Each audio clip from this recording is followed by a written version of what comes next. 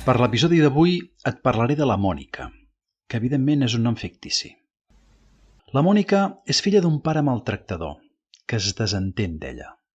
De fet, no paga la pensió, però que alhora reclama la seva atenció.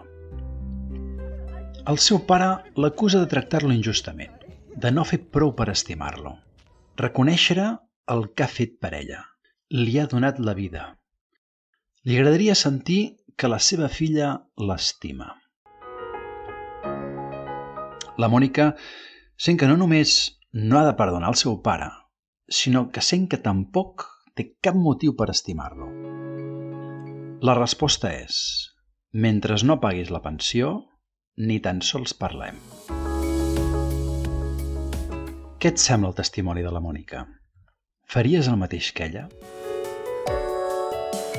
Les xarxes socials estan plenes de missatges en relació al perdó. Ens expliquen lo important que és perdonar els pares dintre del procés de sanació. Ens diuen que és un aspecte essencial en el camí de creixement personal. A vegades tinc la sensació que ho plantegen com una amenaça.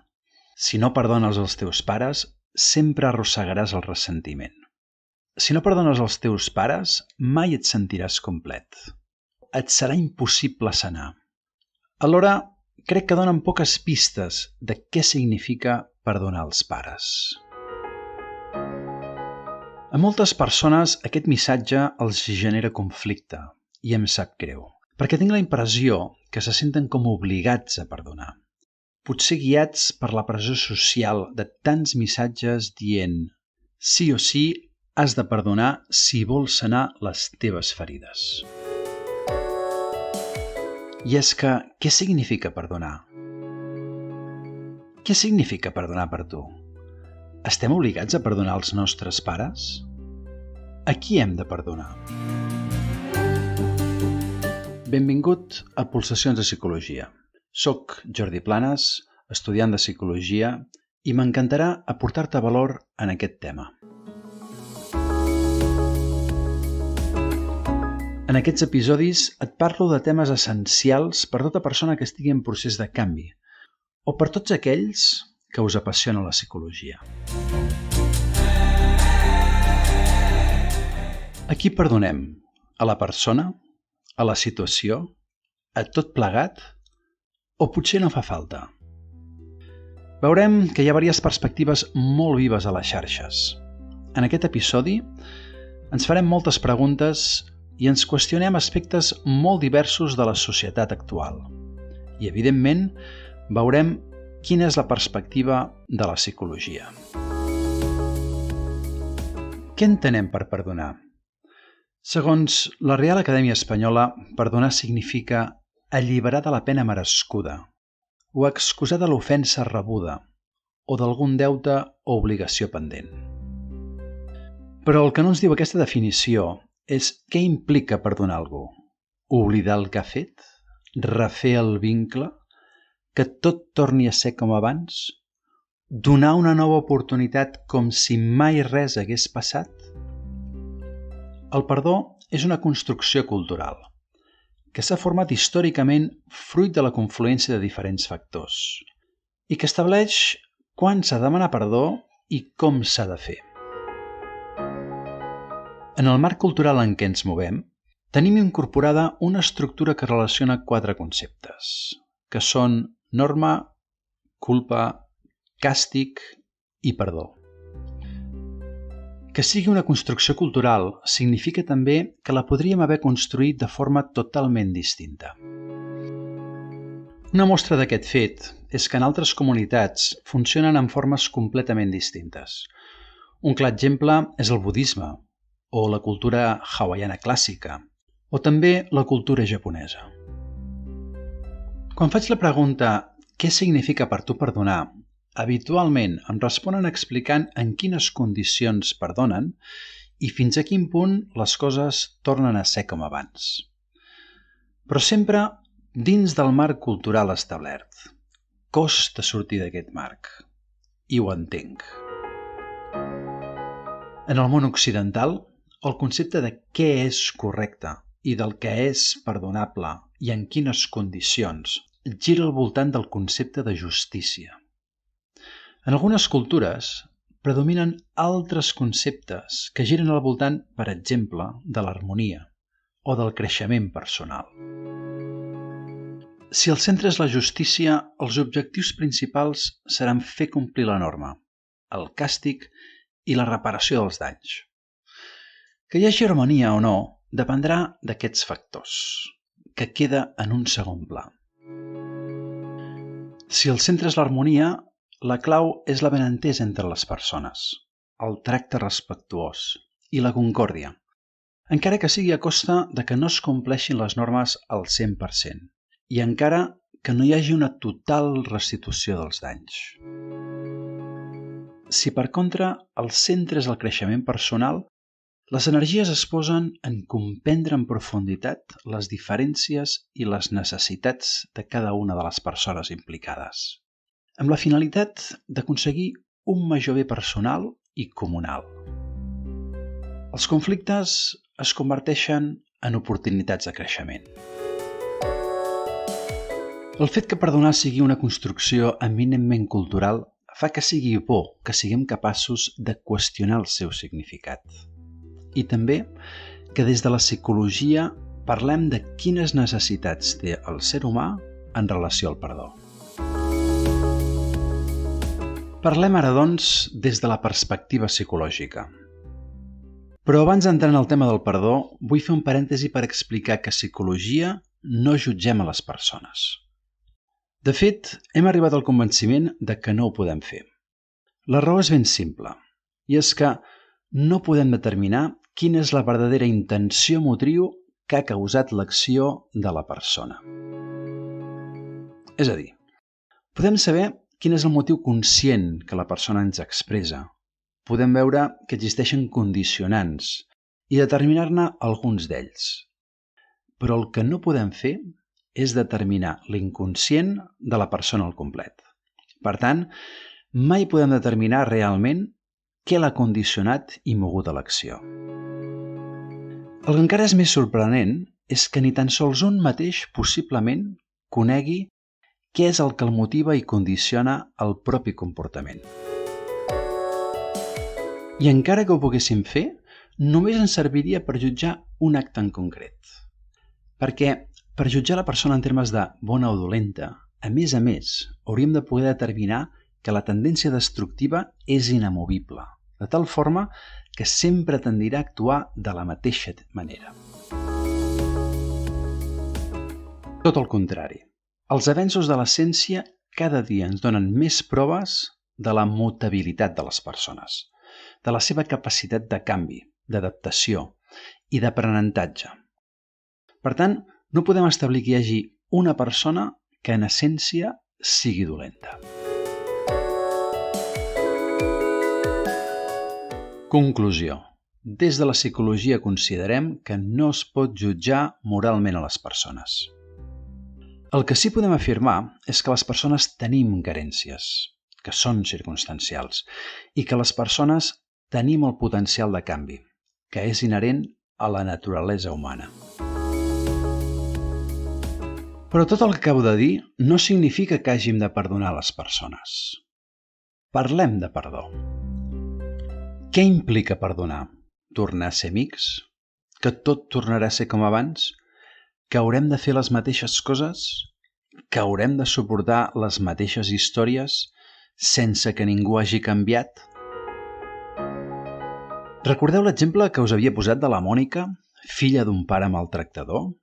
Si li diguem que ha de perdonar el seu pare, com ho interpretarà?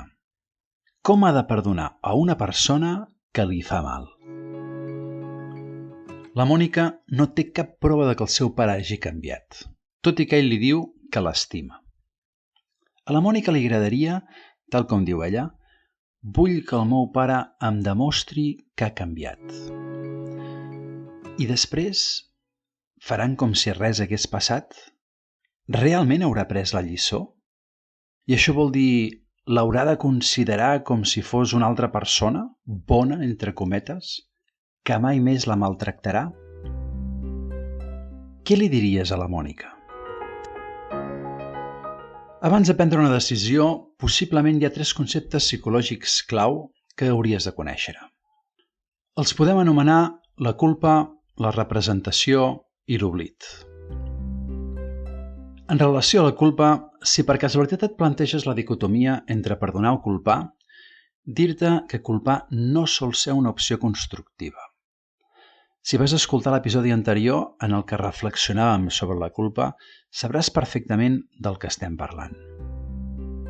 La culpa no deixa de ser una etiqueta que funciona com una trampa, perquè per un costat ens impedeix aprofunditzar en les verdaderes necessitats insatisfetes que motiven el nostre malestar i en les necessitats insatisfetes que motiven les accions de la persona que volem culpar.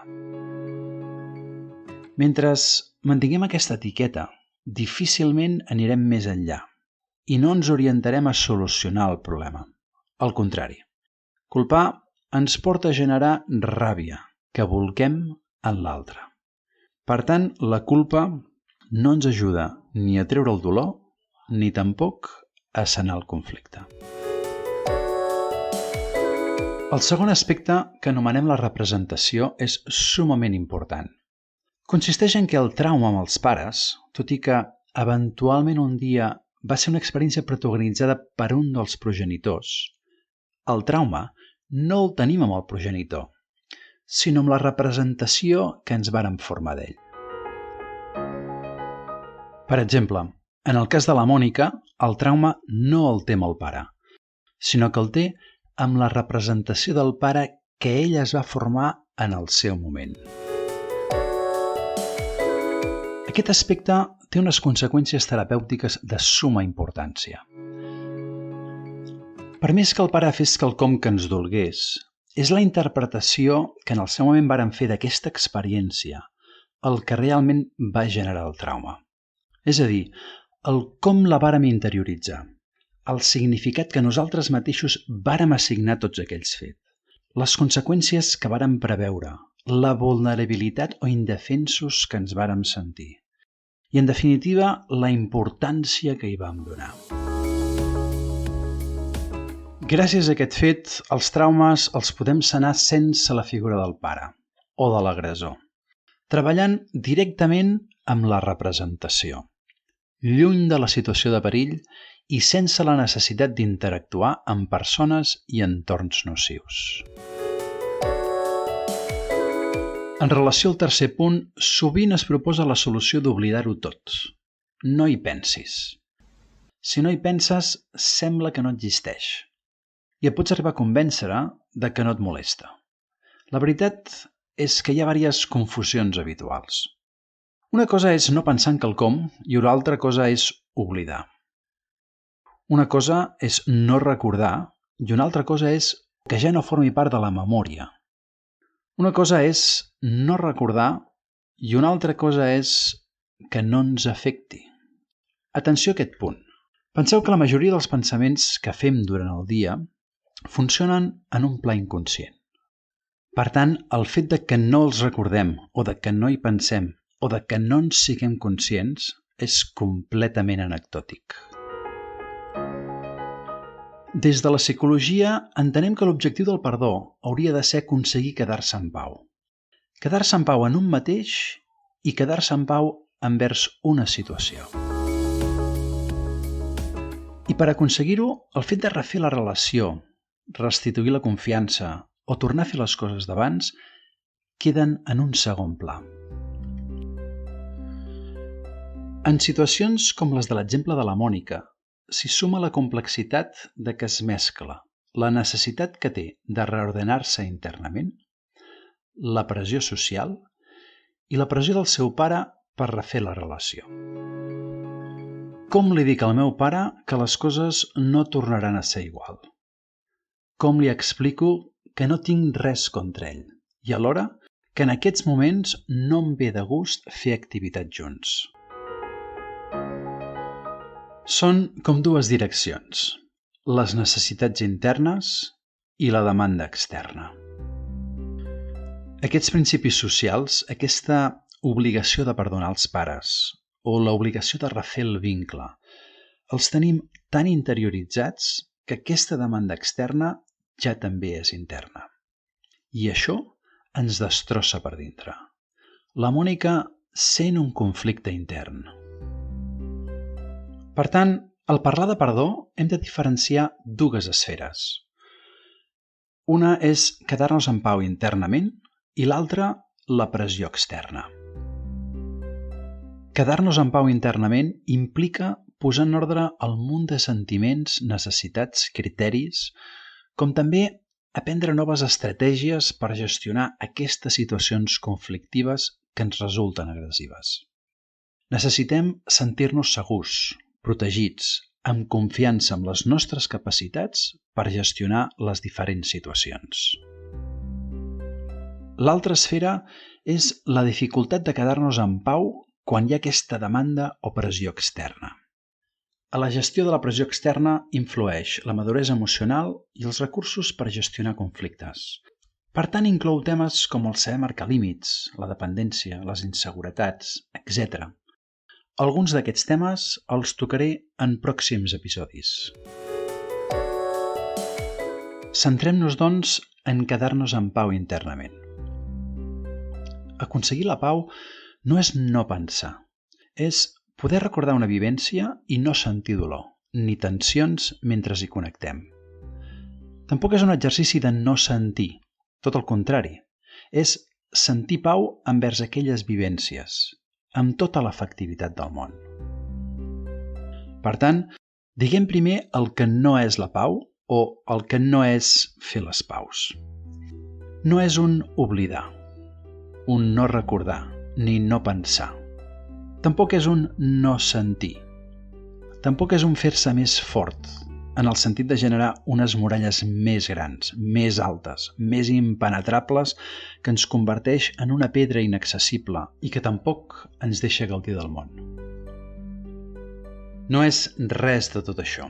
Per aconseguir la pau, és cert que hem de treure el dolor, la frustració i tota la ràbia que portem a dins. Però segurament també haurem de reinterpretar el que hem viscut, canviar valors, modificar expectatives, incorporar eines per gestionar aquella situació de forma més evolucionada i sana. Fixeu-vos que des de la psicologia, per aconseguir la pau, no necessàriament implica cap de les formes que socialment s'indiquen com a necessàries. Demanar perdó, oblidar-ho tot, que tot sigui com abans. Difícilment les coses seran com abans. En psicologia, tornar enrere, és una opció poc constructiva o antinatural o irreal, ja que totes les nostres vivències ens van aportant i ens van transformant, fins al punt que només podem entendre la vida com una evolució.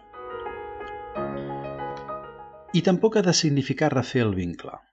A vegades sentireu que en psicologia parlem de sanar el vincle, per dir que ens quedem en pau, però això no significa refer la relació. La majoria de les coses que ens generen tensió ens estan donant una informació molt valuosa. Ens demanen una nova mirada, una reinterpretació, una forma diferent d'aproximar-nos a certs esdeveniments. Perdonar, generar pau, en tot cas, ha de suposar un reelaborar i posar en ordre les nostres vivències. No és un tancar-les dins l'armari, sinó que requereix un exercici de créixer, de canviar-nos a nosaltres mateixos a través d'allò que ens genera tensió. Estem molt acostumats a generar l'expectativa de girar pàgina, tancar llibres i solucionar els problemes amb un gest. Però els temes emocionals requereixen transformació. És l'únic camí. Així, què li diguem a la Mònica? Jo, en primer lloc, li diria que s'escolti a si mateixa. I això significa que sigui capaç de ser honesta amb si mateixa i de reconèixer que té tensions envers el seu pare. En segon lloc, és clau que es respecti. I això significa que es doni el seu espai, el seu temps, per posar en ordre les seves experiències que han viscut envers la figura paterna. Aquest espai significa que si ho necessita, per sentir-se segura, protegida, que s'allunyi tant de l'entorn com també del seu pare. És absurd sanar una ferida amb una bala dins. Normalment ens hem d'allunyar d'allò que ens fa mal. O hem de ser capaços de posar límits, d'expressar allò que estem disposats a parlar i del que no. I exigir respecte per part dels altres. Especialment en aquelles situacions en les que un no té les eines per gestionar adequadament el conflicte. Situacions en les que un se sent vulnerable. Això no vol dir que la Mònica no pugui parlar amb el seu pare. Tot el contrari. Pot ser que un exercici d'expressar com se sent envers el seu pare li sigui alliberador. El que vull transmetre és que és important que ho faci en el moment adequat, quan estigui preparada per gestionar aquesta situació de forma adequada. En tercer lloc, també li podem dir a la Mònica que no és necessari que perdoni el seu pare com un acte d'anar al seu pare i dir-li «et perdono», sinó que el que realment és important és que faci un procés per quedar-se en pau, que és un altre concepte de perdó. Segurament la Mònica senti la pressió social d'haver de fer quelcom per reprendre un vincle, amb justificacions que tenen una base més sociocultural que no pas basades en necessitats psicològiques, com per exemple, de pare només n'hi ha un. I en aquest sentit li hem d'explicar que des de la psicologia sabem que aquest tipus d'actes no tenen res a veure amb el perdó, sinó amb convencions socials o normes interioritzades. De totes maneres, també li hem de dir que ha de fer allò que ella decideixi i cregui. Des d'un punt de vista psicològic, afegiria quelcom sumament interessant, i és que es pot assolir la pau, es pot perdonar, sense la participació del pare. Ho pot fer a través de la seva representació, de la figura paterna que té construïda a dins seu. En quart lloc, tampoc hi ha cap necessitat de refer el vincle, en el sentit de refer el contacte i les activitats conjuntes. El que és necessari és que la Mònica se senti en pau envers si mateixa. No té cap responsabilitat sobre la societat ni envers el seu pare. El que sí té és una total responsabilitat sobre el seu benestar. Segurament, al llarg d'aquest procés, la Mònica canviarà les expectatives i les exigències envers el seu pare. Traurà de dins molt de dolor i frustració. Comprendrà millor quines són les seves necessitats i incorporarà eines de gestió emocional per fer front al tracte de persones com el seu pare, de forma sana. A tot aquest procés, fins sentir-se en pau, el podríem anomenar el procés de perdonar. I fins aquí l'episodi d'avui. Cada 10 dies publicaré un nou episodi.